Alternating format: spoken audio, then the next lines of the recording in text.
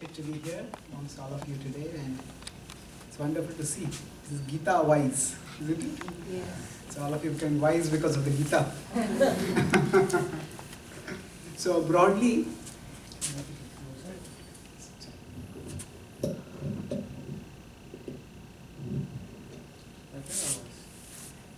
well, the audience has to say. Is it okay?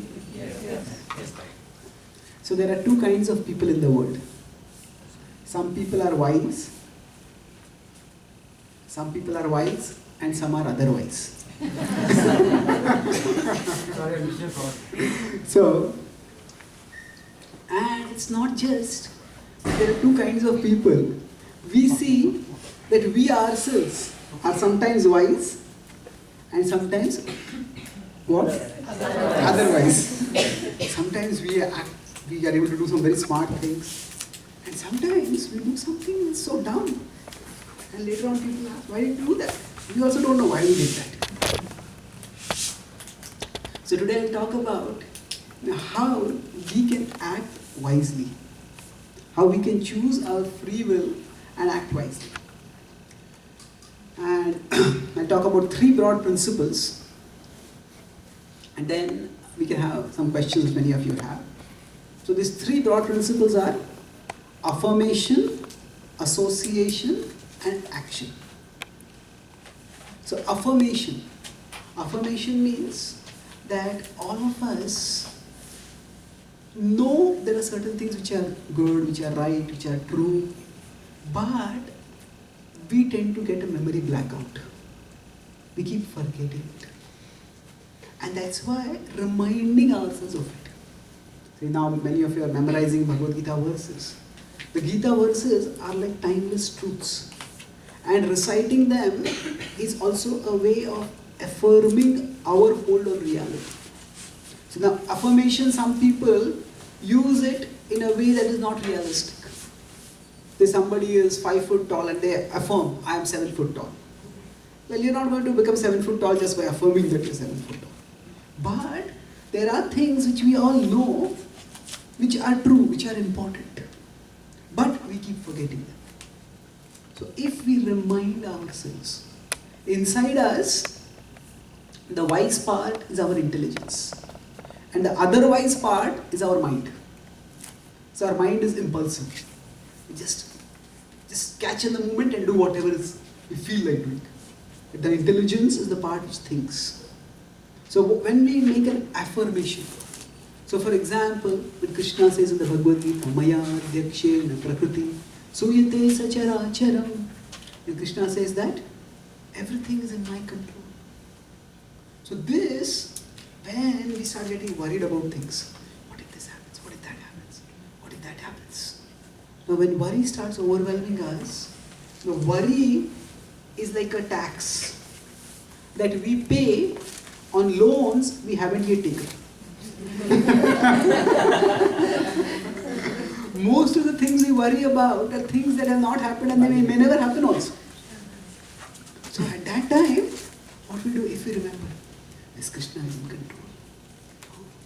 Krishna can bring good even out of the bad. Yes, bad things may happen now, but Krishna can bring good out of the bad. So the Bhagavad-gītā's verses and the Bhagavad-gītā's messages can be like affirmations for us. So all of you may have heard some good things from the classes here, from other places. So some good things which you know are important for us, make an affirmation out of them. Write them down, maybe in a notepad, and remind yourself. In fact, when we recite the Bhagavad-gītā's verses, that's also like affirmation. If you chant the names of God, that's also like affirmation. Affirmation means we make that knowledge firm within us. We know it, but it tends to be, our remembrance of that tends to become shaky. So whenever the mind takes control, then we will act unwisely. But whenever the intelligence takes control, we'll act wisely. So the mind within us is like a software program. You know, if you consider our body, mind and soul, all of you know about computers, isn't it? Like all of you know more about computers now than what I knew when I was of your age. I didn't even know about computers at that time. But say, in a computer there is a hardware, the software, and there is a user. So that the software, so the body like the hardware, the mind is the software, and we are the users, we are the soul. So now, if you see, if in a computer, if you visit a particular website, then you visit once, you visit twice, you visit 3 times. Then that site automatically keeps coming back, isn't it? Say suppose somebody has visited a particular website, say Bollywood.com. They repeatedly visited that. And then you come to your GitaWise programs, and then you, I want to know what is Bhagavad-gītā. Then you Google it, and you type B. And what happens? Bollywood comes up. So why has that happened? It's because it's stored as a preference in your software. Because you have visited repeatedly, so as soon as any pointer B comes up, it immediately brings that as the autocomplete. If it's difficult, I just hold it otherwise. I think that's not. Let's go on. I can hold it. Sure, no problem.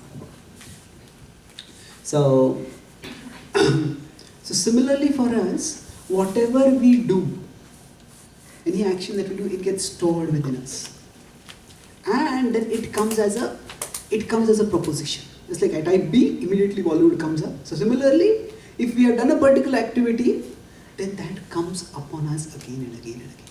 That's what, say, if instead of studying, say we are watching movies or playing video games or just fooling around, then every time, next time when I have to study, immediately that idea comes up. Let me do that. Let me do that.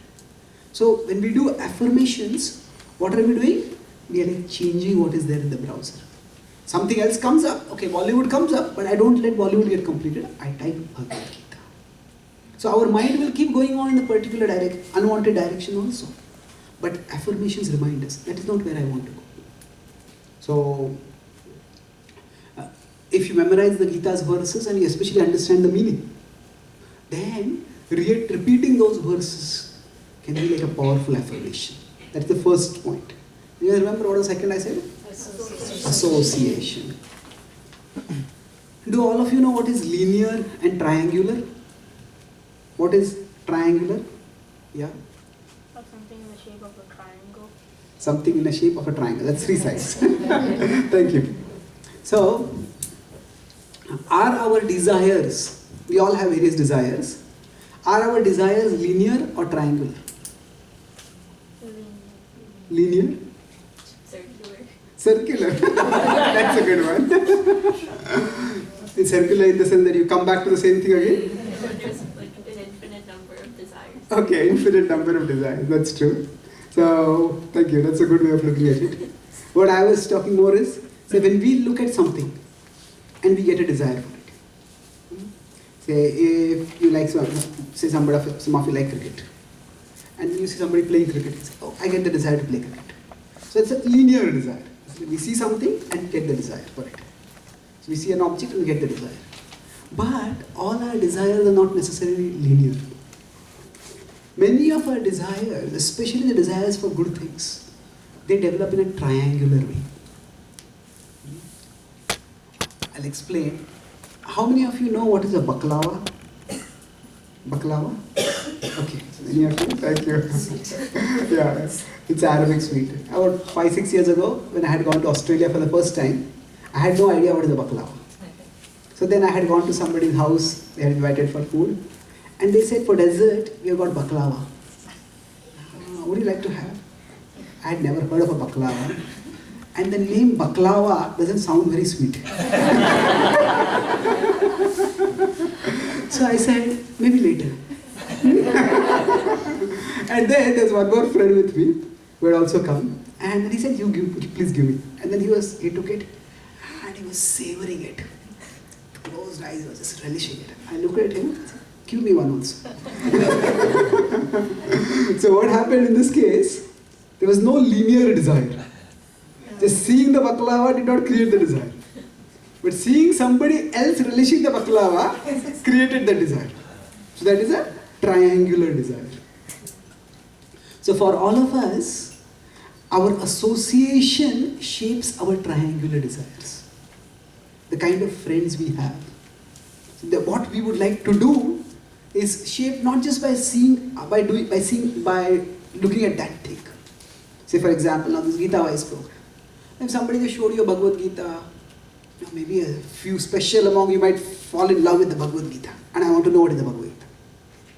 That's special, but most of you, maybe some of your friends come here, or maybe you hear somebody reciting some verses, you see somebody nice, and then you, oh, what is this? Let me find out about it. So our desires grow triangularly. And both good desires and bad desires, they both grow triangularly. So it's the kind of desires that come up in our mind, we can't directly control them. But if we choose our association, then by that, automatically our desires get chosen. So if we can have good friends, and you can easily make out, after you spend a little time with somebody, people's desires that are there, they come out in their speech, they come out in their actions. So then if we choose good association, then that will ensure that your desires become good. And that will ensure that our actions become wise. So just coming here to your spiritual friends here at the GitaWise, that's, you're getting good association. And positive desires will be nourished by that. The third was what? Action. Action, yeah.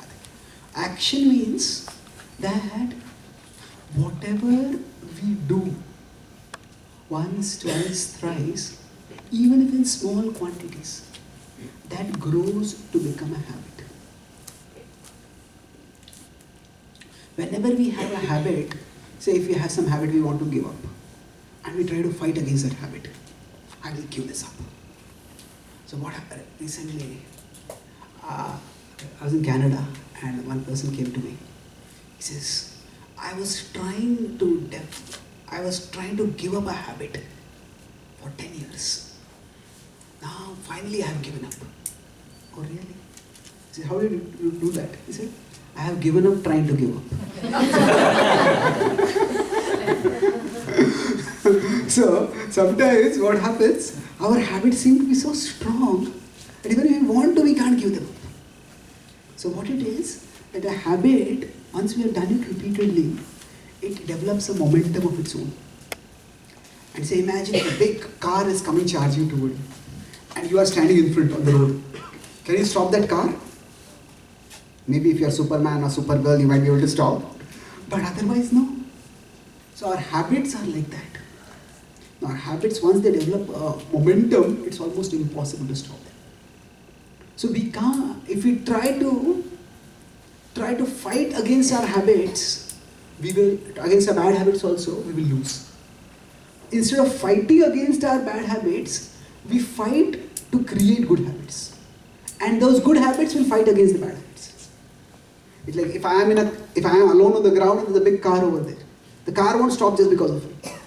But if I am in a big car and this car is charging toward me, the driver will think twice, I want to hit into this car, I'll also be destroyed.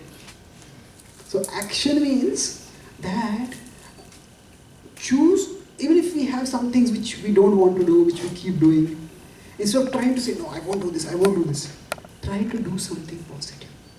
What you can do.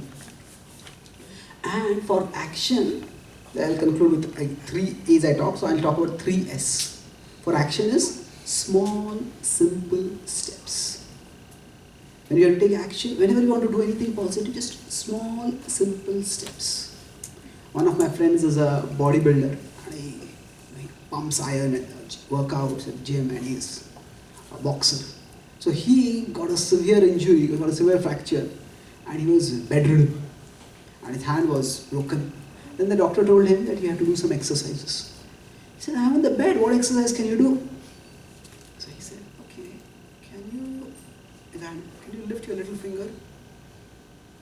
He said, okay, yeah. Okay, lift that little finger up 5 times every hour. That's your exercise. Exercise! Exercise means lifting big weight. This is not exercise. No, this is your exercise. He did that for 1 day, and gradually, the next day he was able to lift all his fingers. Then he was able to lift his palm, then his forearm. Then he was able to lift his full hand. And he recovered fully. So that whole recovery began with a small, simple step. Just lift one foot. So similarly, whatever it is you want to give up, don't focus on that. Okay, if I give this up, what will I do? And try to do that as well as you can. Small, simple steps. Something which is doable. And once you start doing it, that will create a momentum of its own. And once that momentum becomes created, so sometimes our habits may be opposing us right now, but our habits will start supporting us. Once we are in that car, the car will have its own momentum and move forward. And that's how, if we start doing what we can, a momentum will develop. And ultimately, above us is God, is Krishna. If we do what we can, God will help us do what we can't. And that way, we will become empowered, will become transformed. Every one of you has a bright future ahead of you. Through every one of you, the light of God can shine into the world. You can make your life brighter, and you can make the whole world brighter. So I'll summarize. I spoke today on this theme of how can we choose wisely. So I talked about how inside us, the mind is impulsive and makes us otherwise. The intelligence makes us wise. And 3 things I talked about. What are the 3 things? Affirmation. Association. Yeah, thank you. So affirmation means the truths that we know but we tend to forget. We periodically remind ourselves of them. So affirmation is like a prescription given by our intelligence to our mind. So the verses of the Bhagavad-gītā, the wisdom from the Bhagavad-gītā can act as affirmations. Association basically means to understand our desires are not just linear but also triangular. So instead of just trying to do something good, try to associate with those who are doing that good thing. Then naturally the desire to do that will grow.